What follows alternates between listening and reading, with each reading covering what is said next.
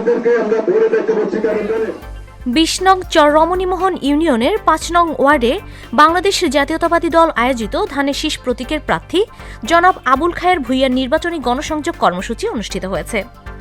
গণসংযোগ কর্মসূচিতে প্রধান অতিথি হিসেবে উপস্থিত ছিলেন লক্ষ্মীপুর ২ আসনের ধানের শীষ প্রতীকের মনোনীত প্রার্থী ও দেশনেত্রী বেগম খালেদা জিয়ার উপদেষ্টা জনাব আবুল খায়ের ভূঁইয়া। তিনি তার বক্তব্যে বলেন, জনগণের ভোট ও ভালোবাসা নিয়েই বিএনপি রাষ্ট্র ক্ষমতায় যেতে চায়। দেশের গণতন্ত্র পুনরুদ্ধার ও মানুষের অধিকার ফিরিয়ে দিতে ধানের শীষের কোনো বিকল্প নেই। এ সময় তিনি এলাকার সার্বিক উন্নয়ন, কর্মসংস্থান সৃষ্টি এবং মানুষের মৌলিক অধিকার রক্ষার প্রতিশ্রুতি দেন।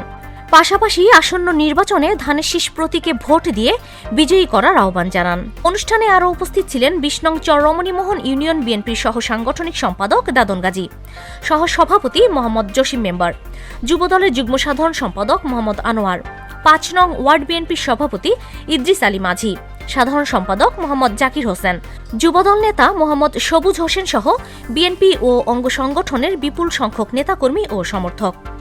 নির্বাচনী গণসংযোগ কর্মসূচিটি মনপুরা ব্রিজ এলাকায় অনুষ্ঠিত হয়।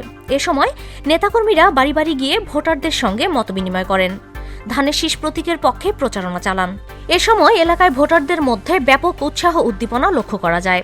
স্থানীয় জনগণ নেতৃবৃন্দের সঙ্গে কথা বলেন এবং ধানের শীষ প্রতীকের প্রতি সমর্থন ব্যক্ত করেন।